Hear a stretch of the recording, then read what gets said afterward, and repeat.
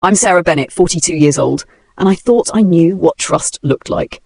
Living in a cozy suburb outside Portland, Oregon, where morning joggers wave hello and kids still ride bikes until dark, I believed I'd found my safe haven. After years of climbing the corporate ladder as a marketing director for a tech startup called Innovate Tech Solutions, I'd earned enough to buy my dream house on Maple Street, a charming two-story Victorian with a wraparound porch, bay windows, and a garden that bloomed like something from a Better Homes and Gardens magazine. For 3 years, my life was exactly what I'd always wanted. My job was demanding but incredibly rewarding, creating marketing campaigns that actually made a difference for small businesses trying to compete with tech giants like Amazon and Google. I specialized in digital transformation strategies, helping family-owned companies modernize their operations while maintaining their authentic brand identity. My boss, Jennifer Martinez, had become more than just a supervisor. She was a mentor who pushed me to take creative risks, celebrate every small victory, and never settle for mediocre work. The job energized me in ways I'd never experienced, even during brutal 60-hour weeks when coffee became my primary food group and takeout containers formed small mountains on my kitchen counter. But it was my neighbor who made coming home feel like stepping into a fairy tale, like discovering that perfect life I dreamed about since childhood was actually within reach. David Chen lived in the house next door, a beautifully restored craftsman bungalow separated from mine by a white picket fence that felt more decorative than necessary. He was 38, recently divorced, with warm brown eyes that crinkled when he smiled, and a genuine charm that could diffuse any bad day. David worked as a freelance graphic designer, specializing in brand identity for non-profits and small businesses, which meant he was often home during the day, tending to his immaculate garden filled with heirloom tomatoes and heritage roses, or fixing something on his property with the kind of methodical precision that spoke to his artistic nature. He had this almost supernatural way of appearing just when I needed help, carrying groceries when my arms were full of work files and shopping bags, jump-starting my car on freezing Portland mornings when the battery died, offering to sign for packages when I was stuck in client meetings that ran impossibly long, or simply providing a friendly wave and genuine smile when I dragged myself home after particularly brutal days of presentations and deadline pressures.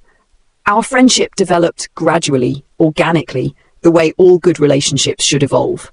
It started with casual conversations over our shared fence about weekend weather forecasts and neighborhood events. David had this remarkable gift for listening. Really, truly listening, not just waiting politely for his turn to speak or formulating his response while I talked. When I mentioned struggling with my ambitious vegetable garden project, he showed up the following Saturday morning with carefully selected seedlings, professional-grade soil amendments, and expert advice delivered with patience and humor. When his vintage kitchen faucet broke and he couldn't afford a plumber immediately due to post-divorce financial constraints, I lent him my father's old toolbox, and we figured out the repair together, laughing until our sides hurt as rusty water sprayed everywhere, soaking us both completely. "You're an absolute lifesaver, Sarah," he'd say regularly, flashing that genuine warm smile that seemed to light up his entire face. "I honestly don't know what I'd do without such an amazing, generous neighbor like you." Those words, delivered with such apparent sincerity, warmed something deep inside my chest, filling spaces I hadn't even realized were empty. Growing up as an only child with workaholic parents who showed love through financial support rather than emotional presence, I'd learned early how to be fiercely independent and self-sufficient. But I'd never stopped craving that fundamental sense of belonging somewhere, of being genuinely valued by people who chose to have me in their lives. David made me feel appreciated in ways that had absolutely nothing to do with quarterly performance reports, client satisfaction metrics, or salary negotiations. 6 months into our deepening friendship, David's ongoing financial struggles became impossible to ignore, despite his obvious efforts to maintain dignity and privacy about his difficult circumstances. His divorce had been particularly messy and expensive, leaving him drowning in substantial lawyer fees and alimony payments that stretched his irregular freelance income beyond reasonable limits. He never complained outright or asked for sympathy, but I couldn't help noticing the telltale signs of financial stress. The way he'd carefully scan grocery store weekly flyers for the best deals and clip coupons with methodical precision. How he diplomatically mentioned passing on social events and neighborhood gatherings because money was uncomfortably tight. The stress lines that appeared around his eyes whenever bills arrived in the mail, and how he'd unconsciously rub his temples while sorting through envelopes.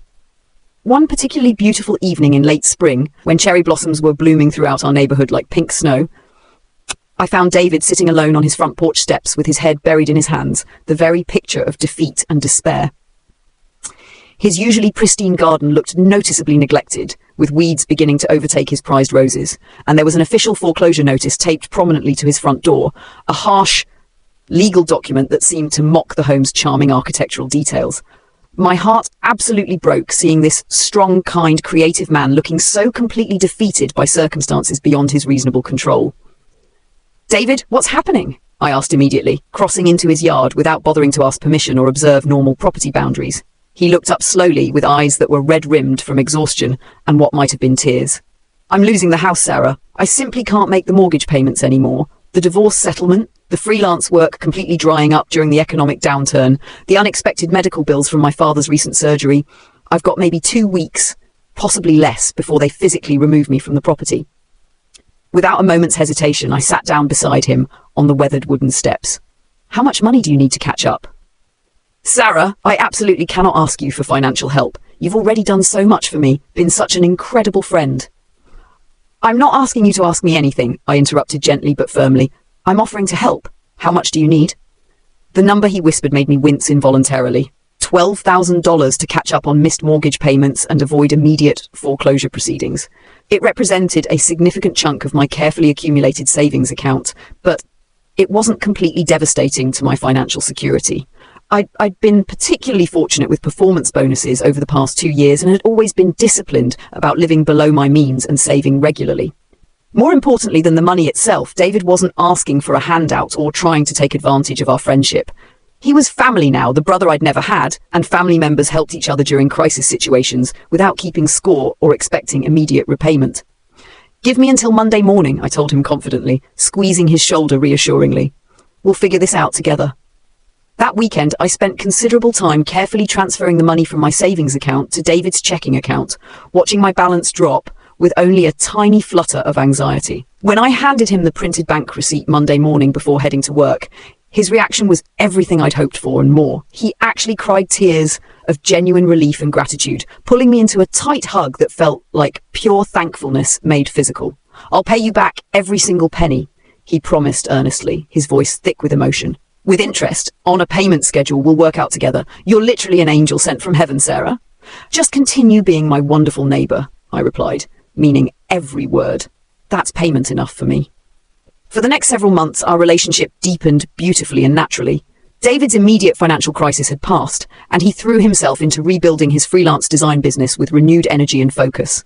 He successfully landed several substantial clients, including a complete rebranding project for a growing non-profit organization, and started talking enthusiastically about expanding his services to include web design and social media strategy. True to his word, he began making small but consistent monthly payments toward what he owed me, always accompanied by handwritten thank you notes expressing his heartfelt gratitude and updates on his business progress. We fell into comfortable, enjoyable routines that felt like the kind of adult friendship I'd always wanted, but never quite achieved. Coffee together on Sunday mornings at his kitchen table before I tackled weekend errands and household projects. Him helping me with ambitious home improvement tasks that were clearly too big for one person, like painting my living room or installing new light fixtures. Me bringing him homemade dinner when I cooked too much, which seemed to happen with suspicious frequency. Our neighbors started making gentle jokes that we acted like an old married couple, and neither of us minded the teasing. In fact, we found it rather charming. David had this remarkable ability to make ordinary, everyday moments feel genuinely special and meaningful. When I mentioned casually that I'd always loved thunderstorms, he surprised me the very next week with a bottle of excellent wine and suggested we watch the approaching storm from his covered back porch, sharing stories and comfortable silence. When I had a particularly terrible day after a demanding client rejected weeks of careful work without reasonable explanation, he appeared at my door within an hour with a plate of warm homemade chocolate chip cookies and listened patiently to me vent and complain for hours without trying to offer solutions or minimize my frustration, just providing pure, supportive understanding. "You have such a genuinely generous heart," he'd tell me regularly, looking directly into my eyes with what seemed like complete sincerity. "The world desperately needs more people exactly like you." I started to believe that maybe I'd finally found my person, not necessarily romantically, though I was beginning to wonder about that possibility, but someone who truly understood and appreciated my authentic self. After years of shallow office friendships that never extended beyond work hours and casual dating relationships that inevitably fizzled out without meaningful connection, having David as such a central part of my daily life felt like discovering I'd been living in black and white and suddenly seeing the world in full vibrant colour. Then, winter arrived early that year, bringing both heavy rains and David's apparent seasonal struggles. His freelance work slowed down dramatically, which he explained as a combination of seasonal depression affecting his creativity and productivity, plus clients cutting their marketing budgets before the holidays to preserve cash flow for year-end expenses. He seemed genuinely distressed about falling behind on his monthly payments to me, apologizing profusely during our conversations and promising repeatedly that business would pick up significantly after New Year's when companies began implementing new marketing strategies. "Please don't worry about the money," I assured him repeatedly and sincerely. "Focus completely on taking care of yourself and your mental health." But I did worry, though not about the debt itself. I was concerned about David's obvious struggle with what appeared to be clinical depression. He stopped maintaining his beloved garden, allowing dead plants to hang in their containers like forgotten seasonal decorations. His usual cheerful waves became increasingly rare, and when we did manage to have conversations, he seemed distracted and distant, as if his mind was somewhere else entirely. One snowy evening in mid-December, David knocked on my front door looking more distraught and dishevelled than I'd ever seen him in all our months of friendship. His winter coat was soaked completely through from the falling snow, and his hands visibly shook as he gratefully accepted the steaming cup of chamomile tea I immediately pressed into them. "I need to ask you something, and I absolutely hate myself for even considering it," he began hesitantly, unable to meet my eyes directly. "My ex-wife is threatening to take me back to court. She's claiming that I'm somehow hiding assets from the divorce settlement, which is completely insane because I can barely afford basic groceries right now. But I desperately need a lawyer, and not just any lawyer. I need someone really good, experienced with complex divorce cases, or she might succeed in getting my alimony payments increased substantially."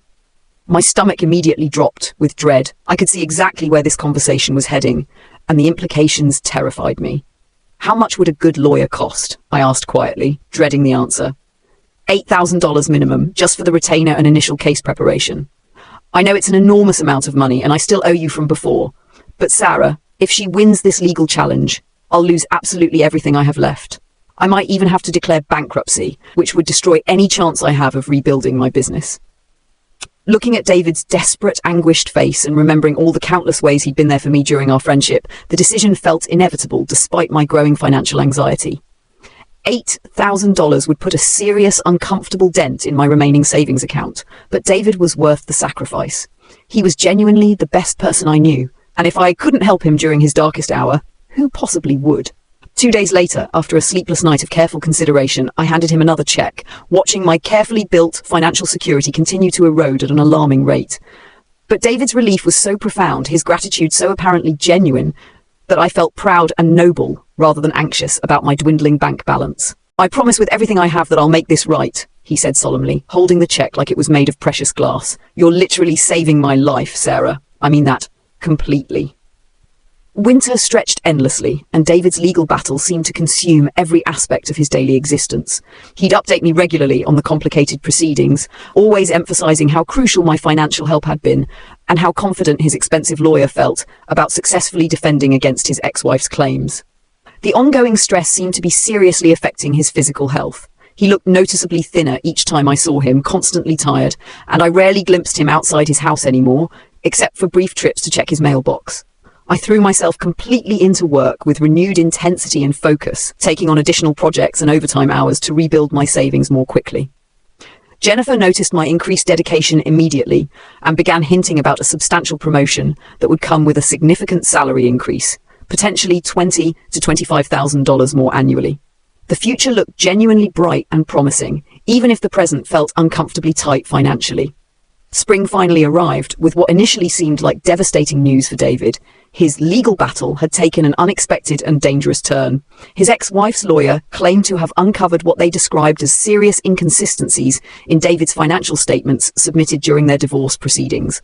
Now they were threatening potential criminal fraud charges unless he agreed immediately to a settlement that would essentially triple his monthly alimony payments from $1,200 to nearly $4,000.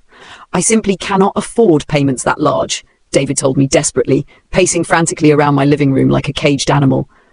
The settlement would bankrupt me completely within 6 months. But if I fight these new charges and lose, I could potentially go to prison. Sarah, I could actually go to jail. What does your lawyer recommend? I asked, though I dreaded hearing the answer.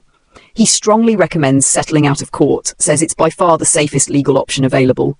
But I need another $15,000 for his additional fees and to show good faith by making the first few settlement payments on time. The number hit me like ice-cold water thrown in my face. $15,000 represented nearly everything I had left in my savings account. I would be living paycheck to paycheck afterward, completely vulnerable to any unexpected expense or potential job loss. But looking at David's terrified expression, imagining this kind, gentle man in prison because I refused to help him, made the choice feel absolutely clear despite my growing anxiety. Okay, I said simply, surprising myself with how steady my voice sounded. David stared at me in apparent disbelief. Okay, just like that?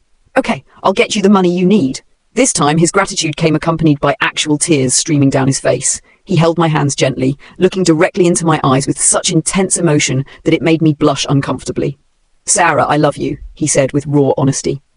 Not romantically, I know that's not what our relationship is about. But I love you like family, like the sister I never had growing up. When this nightmare is finally over, I'm going to spend the rest of my life making absolutely sure you never regret trusting me with your generous heart.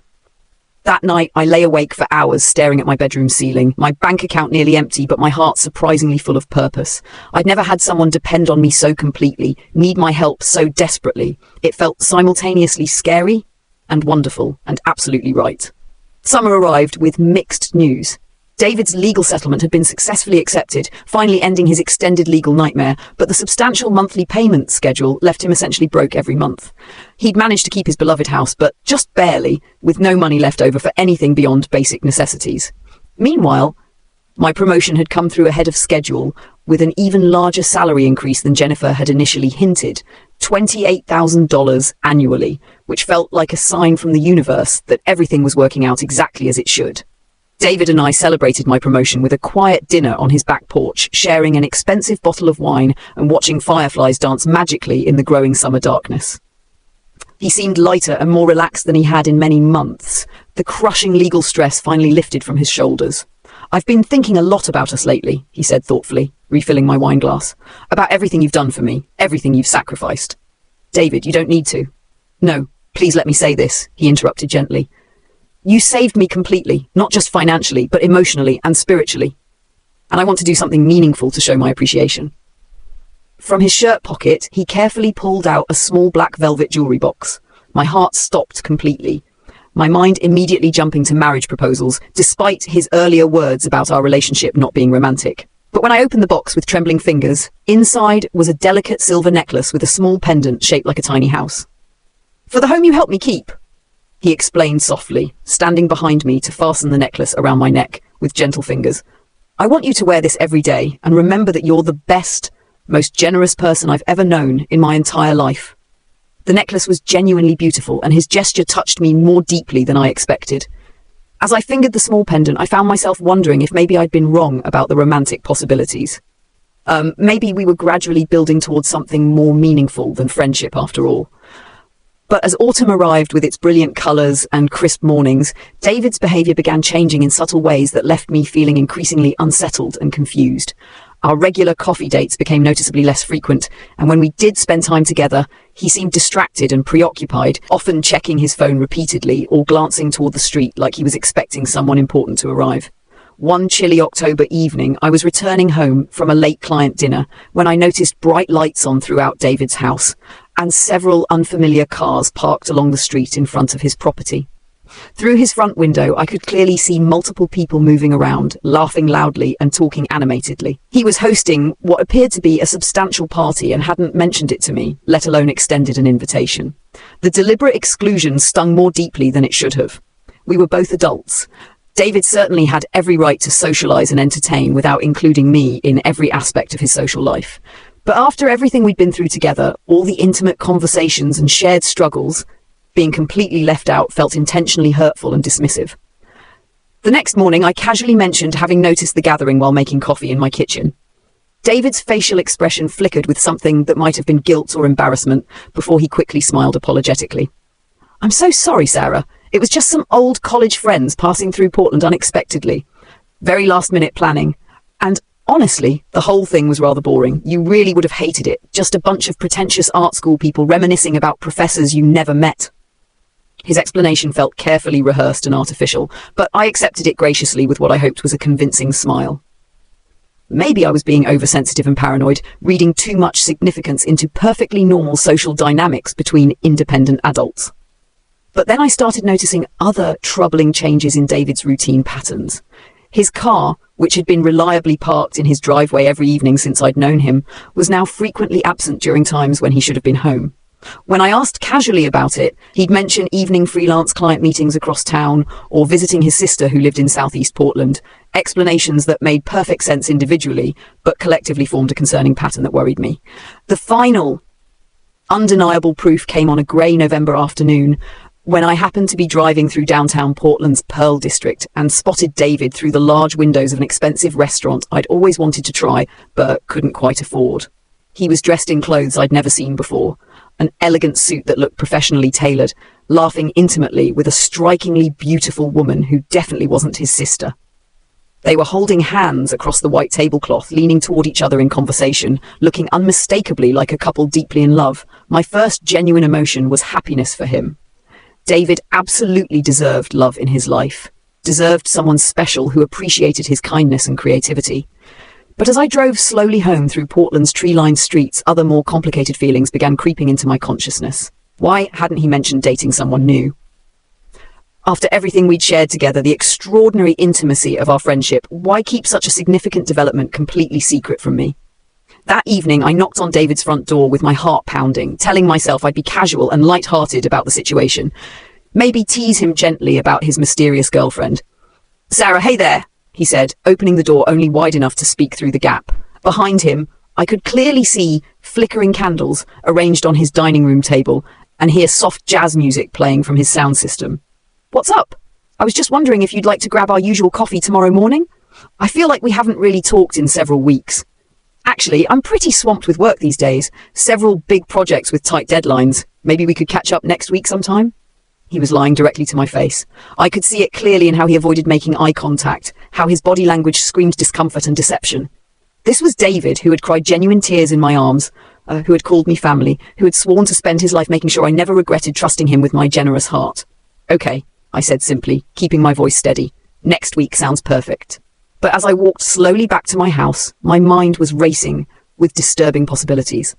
Something was very, very wrong, and I was absolutely determined to discover what David was hiding from me.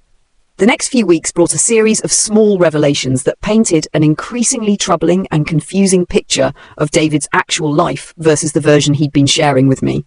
His car was gone most evenings now, usually returning very late at night or sometimes not at all until the following morning.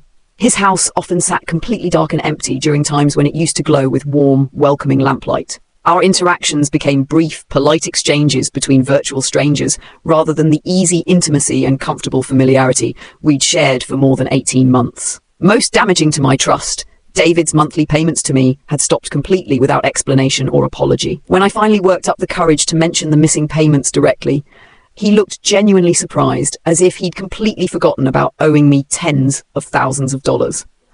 "God, Sarah, I'm so sorry about that. Things have been absolutely crazy with work lately. Let me get caught up this weekend for sure."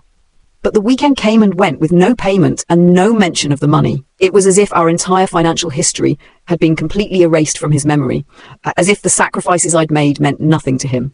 I started paying closer attention to David's social media presence, something I'd never felt the need or desire to do before during our friendship. What I discovered made my blood run cold with shock and betrayal. Photos of expensive dinners at restaurants I recognized as being far beyond his supposed budget. Weekend trips to Napa Valley wine country that should have been financially impossible. Shopping receipts for clothing, electronics, and home furnishings that contradicted everything he'd told me about his desperate financial situation. And always present in these photos was the same beautiful woman from the restaurant. Her name was Amanda Rodriguez, according to her tagged social media profiles, and she clearly adored David completely. The comments on their shared pictures were filled with heart emojis, inside jokes, and references to shared experiences that suggested a relationship that had been developing for many months, possibly since the previous summer. While David had been crying poverty to me, borrowing my entire life savings to supposedly fight legal battles and make court-ordered settlement payments, he'd been living a completely different, luxurious lifestyle with someone else. The betrayal cut so deep into my chest that I could barely breathe properly. But I needed concrete proof before confronting him directly. Real, undeniable evidence, not just social media speculation and circumstantial observations.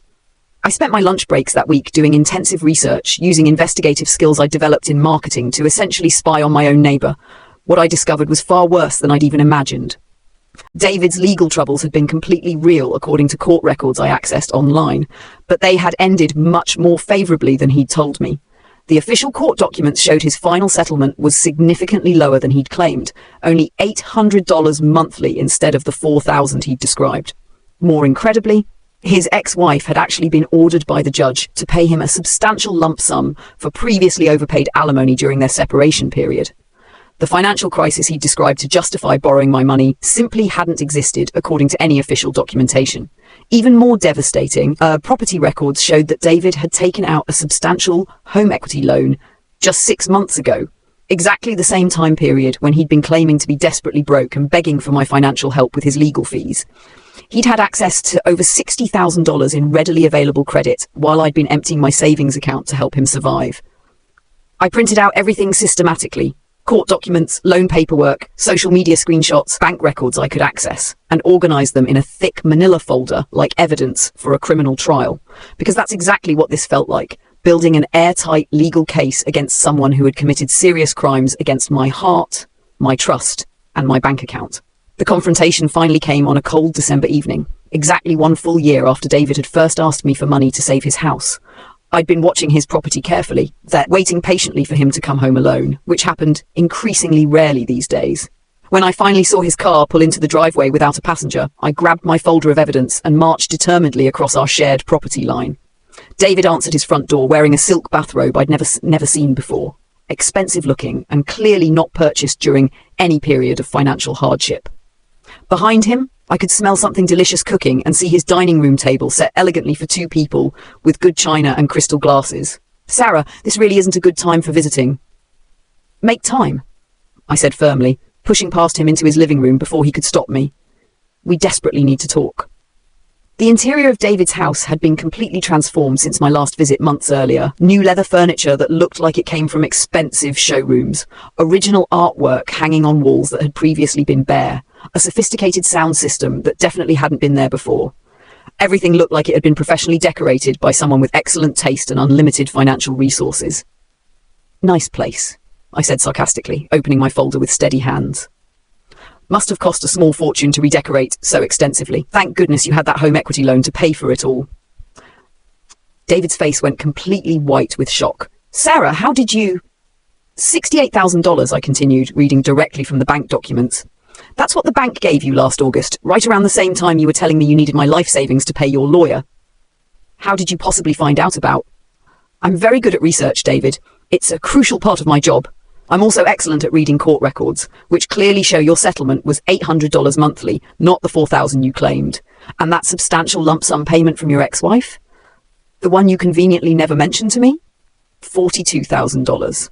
David sank heavily into his new leather chair, his head buried in his hands. For a brief moment, I almost felt sorry for him. He looked genuinely ashamed, like the man I thought I knew was still somewhere inside this stranger. "You've been lying to me systematically for over a year," I said, my voice steadier than I felt inside. "Taking my money while you renovated your house and financed your relationship with your girlfriend. I gave you $35,000, David. $35,000 of my hard-earned savings. I can explain everything." "Explain what exactly?" "How you cried fake tears in my arms while manipulating my emotions. How you called me family while you were systematically stealing from me. How you made me feel like the most important person in your life while you were secretly building a different life with someone else entirely."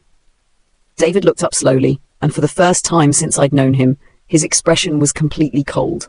Not ashamed, not guilty, just calculating and dismissive. "You gave me that money completely freely," he said with casual cruelty. "I never held a gun to your head or forced you to write those checks."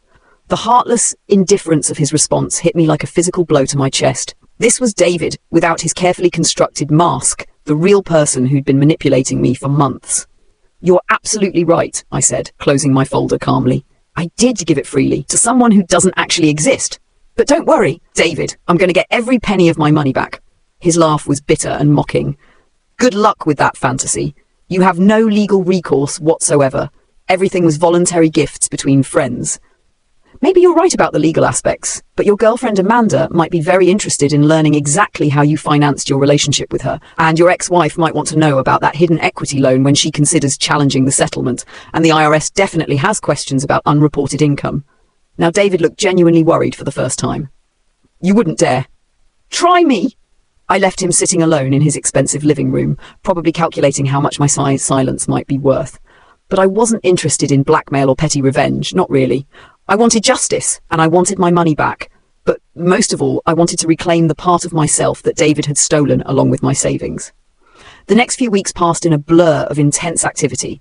I consulted with several lawyers, filed a comprehensive civil suit, and began the complex process of documenting everything David had taken from me. Not just the money, though that was substantial, but the emotional manipulation. The systematic breach of trust. The entire year of my life, I'd spent genuinely caring about someone who had never cared of me at all.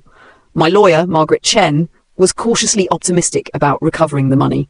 David's lies could be proven definitively through documentation, and his ability to pay was clearly established through the equity loan and his girlfriend's expensive lifestyle, documented extensively online.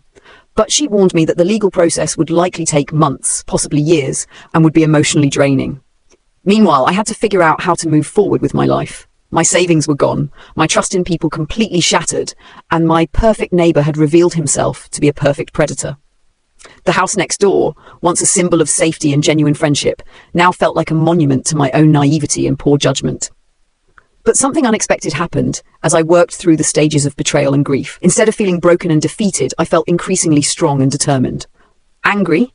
Yes, but not destroyed. David had seriously underestimated me, assuming I'd be too embarrassed or too passive to fight back effectively. He'd counted on my natural kindness being weakness, my generosity being stupidity. He was completely wrong about me. I threw myself into work with renewed energy and focus, channeling my anger into unprecedented productivity. Jennifer noticed the change immediately, promoting me again and praising my new edge in client presentations. I started saving aggressively despite my reduced income, determined to rebuild my financial security and never again put myself in a position where someone could exploit my kindness so thoroughly. Most importantly, I began setting firm boundaries with everyone in my life. When other people asked for help, and they always did, I offered appropriate support without sacrificing my own stability. I learned to say no without guilt, to be generous without being foolish, to trust my instincts instead of ignoring red flags. Spring arrived with genuinely good news. David's girlfriend Amanda had left him abruptly after learning about his systematic lies and manipulation, taking several expensive gifts with her according to neighborhood gossip. His ex-wife had indeed challenged their settlement, armed with detailed information about his hidden assets, and my lawyer had successfully frozen his equity loan, ensuring the money would be available when we won our inevitable court case. David tried to contact me several times during this period, first with elaborate apologies, then with angry accusations, finally with desperate pleas for forgiveness. I ignored every attempt at communication. The man I'd cared about had never actually existed, and the man who had stolen from me deserved nothing from me, not even acknowledgement of his existence. One warm evening in early May, I was watering my thriving garden when I heard a car door slam loudly. David was loading cardboard boxes into a rented moving truck, his beloved house sold to pay his mounting legal fees and court judgments. He looked across our shared property line, maybe hoping for one final conversation or some gesture of forgiveness. But I turned back to my tomato plants. Some people simply aren't worth your time or emotional energy, and David Chen had used up his lifetime allotment of mine. 6 months later, I received a certified check for $41,000, my original loans plus substantial interest and legal fees. David had been forced to sell his house and declare personal bankruptcy, but my lawyer had ensured I was paid first as a secured creditor. Justice had finally been served, even if it felt less satisfying than I'd expected during my anger. The real victory wasn't financial, though. It was psychological and emotional. I'd learned to trust my instincts completely, to recognize manipulation techniques, and to value myself enough to fight for what I deserved. The experience had been expensive and painful, but it had also been educational in ways that would protect me for the rest of my life. Today, 2 years later, I'm still living in my beautiful house on Maple Street, but everything has changed for the better. New neighbors moved into David's old house, a lovely retired couple named Frank and Margaret who wave hello but maintain perfectly appropriate boundaries. They invite me to their annual 4th of July barbecue and help with my garden occasionally, but they've never asked me for money or made me feel responsible for their problems. I've been cautiously dating someone from my industry, a marketing consultant named Michael who works with non-profit organizations. We met at a professional conference and have been taking things slowly, carefully, with full awareness of red flags and warning signs. Michael has his own savings account, his own car, his own established life. When we split dinner checks, he insists on paying his fair share. When I mentioned needing help moving furniture, he showed up with tools and muscle, refusing any payment except a home-cooked meal. Real friendship and potential love, it turns out, doesn't come with a price tag or a sob story. My career has flourished beyond anything I imagined possible. The promotion Jennifer gave me led to another opportunity, and I'm now a senior marketing director earning nearly 6 figures annually. My savings account is healthier than it's ever been, and my confidence is absolutely unshakable. I've learned that surviving betrayal doesn't make you bitter, it makes you wiser.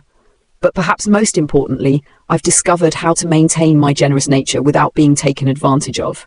When my younger co-worker Emma was struggling with student loans, I didn't hand her cash. Instead, I helped her create a budget and connected her with financial counseling resources. When my elderly neighbor had a medical emergency and couldn't afford prescriptions, I didn't pay the bills directly. I researched patient assistance programs and helped her apply. I've learned that real help empowers people rather than creating dependency. The necklace David gave me still sits in my jewelry box, though I never wear it anymore. Sometimes I take it out and look at the little house pendant, remembering the woman I was when I believed his lies. She wasn't stupid, she was hopeful and trusting and fundamentally decent. Those aren't character flaws, they're strengths. The problem was never with my generous heart, it was with David's lack of one. I've been thinking about sharing this story for months, wondering if it would help other people recognize similar situations in their own lives. The responses I've received since posting have been overwhelming. Dozens of messages from people who've experienced variations of the same manipulation. Apparently, the David Chen playbook is depressingly common. Identify someone kind and financially stable, create a crisis requiring urgent help, escalate the requests gradually, and maintain the con through emotional manipulation and fake gratitude. One woman wrote to tell me about her boyfriend who needed money for his sick mother, who turned out to be perfectly healthy and living in Florida. Another described her co-worker who borrowed thousands for legal fees while secretly planning a European vacation. The details change, but the pattern remains consistent. Predators target good people specifically because of their goodness. But here's what I want everyone to understand, especially if you see yourself in my story. You are not responsible for other people's emergencies, especially when those emergencies seem to occur with suspicious frequency. Real friends don't put you in impossible positions where saying no makes you feel guilty or cruel. Authentic relationships involve mutual support, not one-sided sacrifice. If someone in your life is always in crisis, always needs just a little help that keeps growing bigger, always has explanations that don't quite add up, trust your instincts. If your kindness is being weaponized against you, if you're being made to feel selfish for having boundaries, if someone's gratitude feels performative rather than genuine, pay attention to those feelings. Most importantly, understand that people who truly care about you will be concerned about the impact their problems have on your life. They'll look for alternatives before asking you to sacrifice. They'll be transparent about their situations rather than controlling information. They'll prioritize your well-being alongside their own needs. David taught me that the most dangerous lies aren't the obvious ones. They're the ones wrapped in just enough truth to seem believable.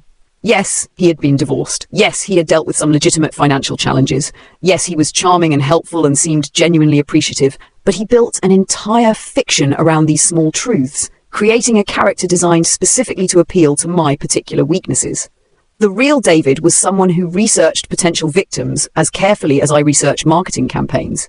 He identified what I needed emotionally, belonging, appreciation, purpose, and provided just enough of it to keep me invested while systematically draining my resources.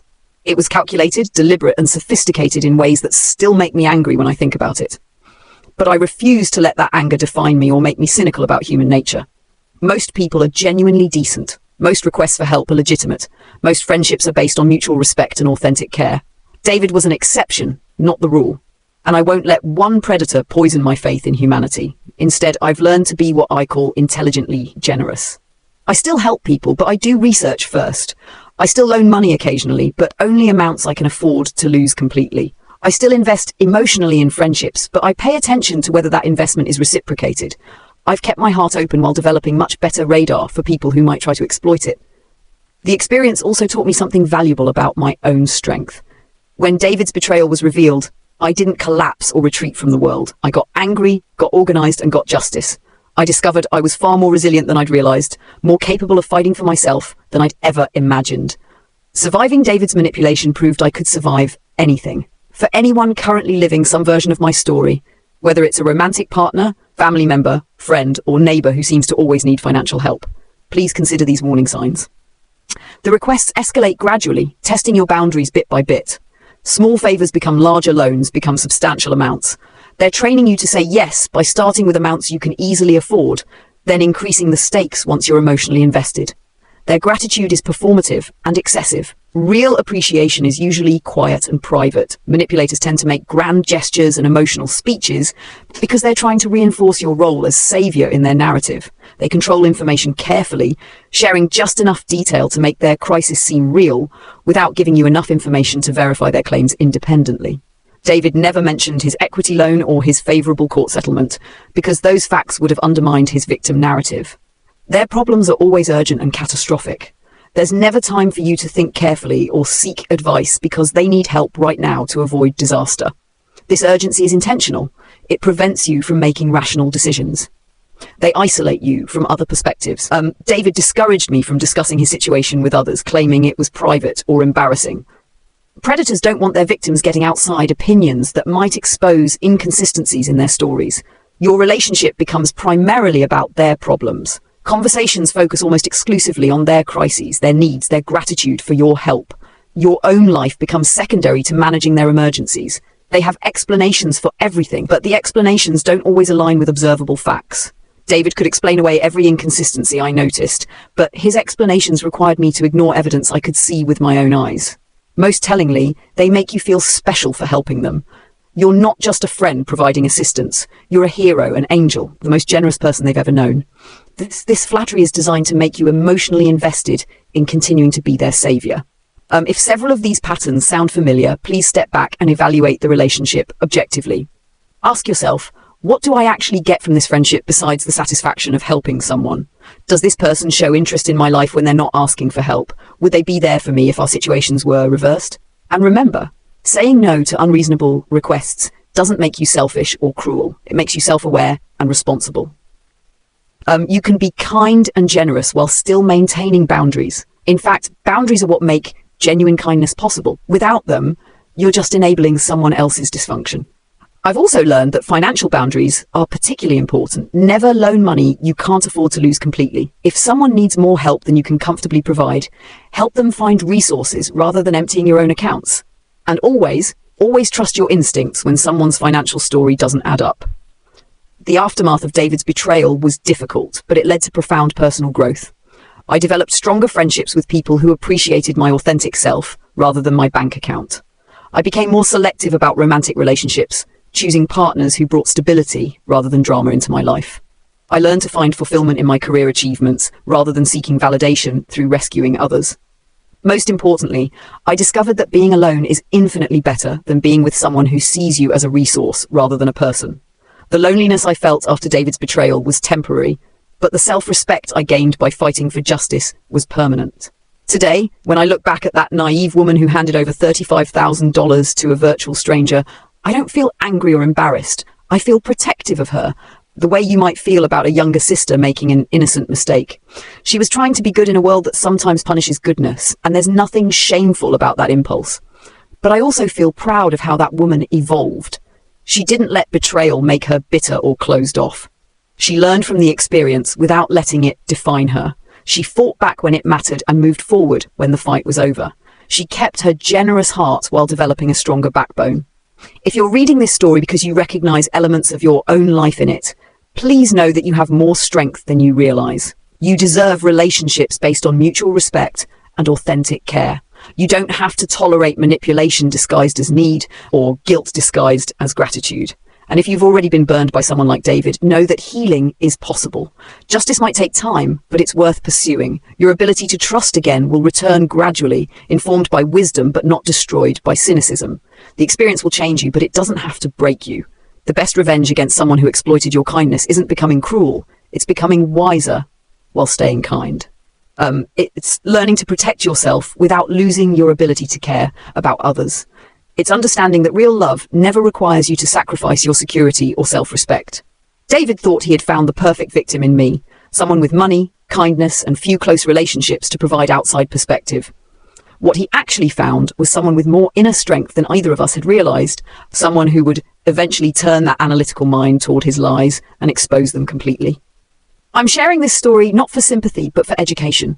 If it helps even one person recognize manipulation before falling victim to it, or gives someone the courage to fight back against someone who's exploiting their generosity, then everything I went through will have served a purpose beyond my own growth. Trust your instincts, value yourself, set boundaries, fight for what you deserve, and remember that the right people will love you for your generous heart without ever trying to exploit it. Some lessons are expensive, but they're worth every penny if they teach you to value yourself enough to walk away from people who don't. I learned that the hard way, but I learned it completely. And now I'm sharing it with you, hoping you won't have to learn it the same way I did. The world needs more good people, not fewer. Don't let one predator convince you to stop being kind. Just learn to be kind more intelligently, more selectively, with better boundaries and stronger instincts. You deserve better than a David Chen, we all do. And to David, if you're somehow reading this, I hope you've learned something from the experience too. I hope you understand now that kindness isn't weakness and generosity isn't stupidity. I hope you found a way to support yourself without exploiting others. But mostly, I hope you stay far away from good people who deserve better than what you have to offer. Thank you for reading my story. I hope it helps you recognize the real thing when genuine love and friendship come into your life. They're worth waiting for, worth protecting, and worth fighting for when necessary. Keep your heart open, but keep your eyes open too. The right people will appreciate your generosity without taking advantage of it. Those are your people. Everyone else is just practice for recognizing the real thing when it arrives. Stay strong, stay smart, and never let anyone convince you that your kind heart makes you weak. It doesn't. It makes you human. Just make sure you're giving it to people who deserve it.